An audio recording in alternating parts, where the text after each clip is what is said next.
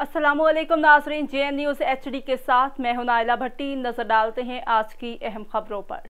टंडू आदम से खबर शामिल करते हैं, रिपोर्ट कर रहे हैं राशिद चौहान। JN न्यूज़ के रिपोर्टर राशिद चौहान की रिपोर्ट के मुताबिक सरपरस्त आला तहरीक लब्बैक पाकिस्तान टंडू आदम सैयद मोहम्मद हुसैन शाहजलानी की वालिदा माजदा इंतकाल कर गई। इनकी वालिदा माजदा की नमाज जनाजा तदफीन गोठ खैर मोहम्मद में की गई।